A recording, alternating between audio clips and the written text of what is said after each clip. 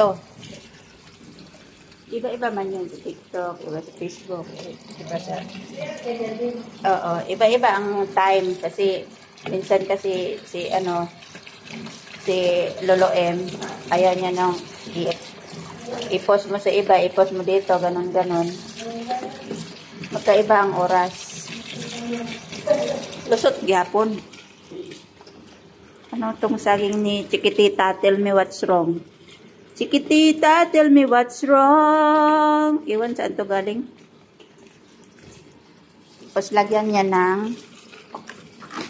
ng vinegar para yung mga insekto na hindi nakikita, lalabas siya. Ibabad muna natin ng 10 to 15 minutes bago natin i-serve. No!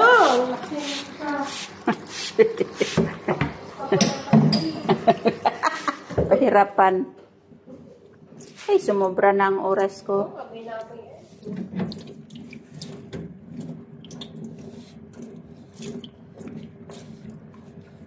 Tapos meron ding 15 seconds sa YouTube. 15 seconds yung sa short video ko sa YouTube. 15 seconds lang yun. Mayroon ding 1 minute. Ganun ang magawa ni Jennifer.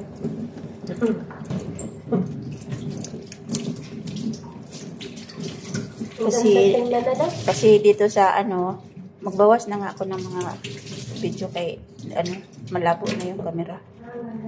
Dito sa looban niya may mga insekto to na maliliit, parang sa puwet niya ba? Mga puwetan niya. Siguro nag-oo to tapos may dumi-dumi. may natitira sa may puwetan niya. Ito, pag ganito na ang kulay, malambot na siya. Pagka green pa siya, matigas-tigas pa siya.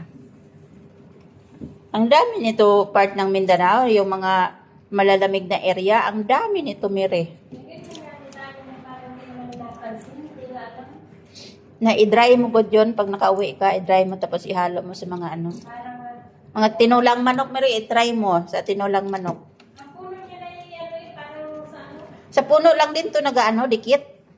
Di ba yung pagkita rin pagpapa natin dyan sa agtan, parang ganun yung puno niya?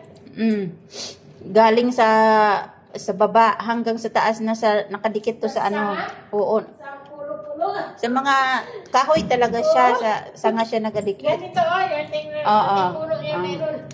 Parang lasunis. Kadami nito pag kami mountain climber doon, daan kami sa mga busay, sa mga falls. Ay, kadami nito. Isama kayo. Ginatikman lang namin. Tapos sabi ng mga ibang kasama ko, uy, baka makalason yan. Yun nga yung nakakalason. Itong yung mga trabahante ng tatay ko sa Kupra noon, kinakain talaga nila. Kaya nakita ko sila. Nakita ko sila na kumakain. Kain din ako. Yung pala yung mahal ang putas, mahal pa. Mahal pa dito sa abroad. Mangyan talaga.